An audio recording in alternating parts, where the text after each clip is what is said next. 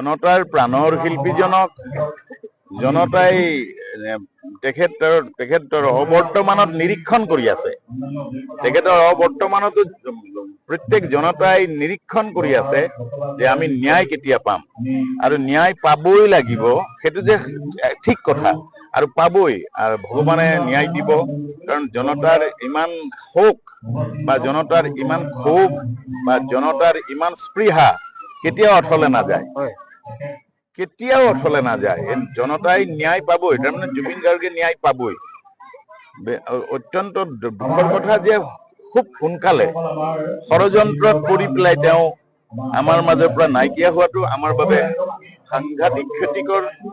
সেই ক্ষতি আৰু আনে কোনেও পুৰাব নোৱাৰে, ইমান সহজ নহয়, সহজ নহয়। এই বৰ্ণিল যি আমাৰ বৰ্ণিল যি যাত্ৰা তেওঁৰ, জনগণৰ সৈতে জনতাৰ সৈতে যি যাত্ৰা তেওঁ যি অমীয়া যাত্ৰা ৰাখি গল,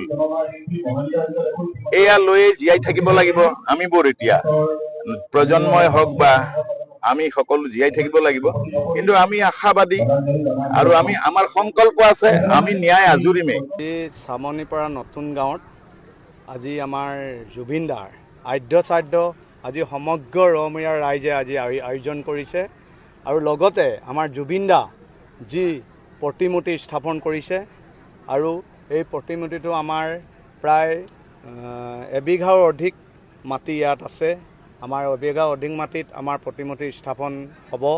আৰু জুবিন দাক আমি আমাৰ মাজৰ পৰা হেৰুৱাইছোঁ যদিও আমি আজি জীয়াই ৰাখিব লাগিব। তেখেত এজন ভগৱান ৰূপৰ মানুহ বুলি মই ক'ব বিচাৰোঁ। আমি ভগৱানক সকলো জাতি ধৰ্ম বৰ্গই আমি নামঘৰ মছজিদ, আমি মন্দিৰ গীৰ্জাঘৰত আমি ভগৱান বিচাৰিছোঁ। সকলোৱে আমি সদায় ভগৱানৰ ওচৰত পূজা অৰ্পণ কৰি আহিছোঁ, নিজৰ পৰিয়ালটোক আৰু নিজৰ অঞ্চলটোক, নিজৰ অসমখনক আমি সুৰক্ষাৰ ক্ষেত্ৰত ভালে কুশলে ৰাখিবলৈ। কিন্তু আমি এনেকুৱা এজন ভগৱান বিচাৰি পাইছোঁ, যিজন ভগৱান আজি আমাৰ 19 ছেপ্টেম্বৰত ছিংগাপুৰত আমি অকাল বিয়োগত আমি হেৰুৱাবলগীয়া হ'ল। সেই খবৰটো পোৱাৰ লগে লগে সমগ্ৰ অসম স্তব্ধ হৈ গ'ল।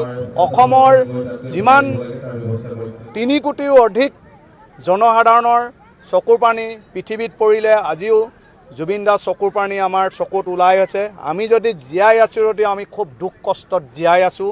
আমি কিন্তু সেই বেদনা অনুভৱ কৰিব এতিয়ালৈকে পৰা নাই।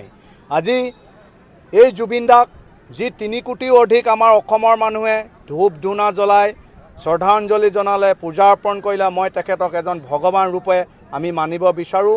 অসমৰ লগতে ভাৰতবৰ্ষৰ লগতে বিশ্বৰ মানুহে কোটি কোটি মানুহে তেখেতক আজি শ্ৰদ্ধাঞ্জলি জ্বলাই তেখেতক আজি মানিছে আৰু তেখেতক মানি আহিছে। অনাগতৰ দিনত ভৱিষ্যতৰ দিনবোৰত আমি প্ৰতি বছৰে তেখেতক মানি যাম। আজি তেখেতৰ যিটো আজি প্ৰতিমূৰ্তি স্থাপন হৈছে, সেই স্থাপনত মই সমগ্ৰ ৰমৰীয়া ৰাইজক ক'ব বিচাৰোঁ, তেখেতক এই অঞ্চলটো অতি পৰিষ্কাৰ কৰি ৰাখিবলৈ আৰু সদায় গধূলি ধূপ ধূনা জ্বলাই আমি যি ভগৱানৰ ওচৰত বিচাৰোঁ, তেখেতৰ ওচৰত ধূপ ধূনা বিচাৰিব লাগে আৰু তেখেতক ভগৱান স্বৰূপে আজি অমৰ হৈ জীয়াই ৰাখিব লাগিব। আজি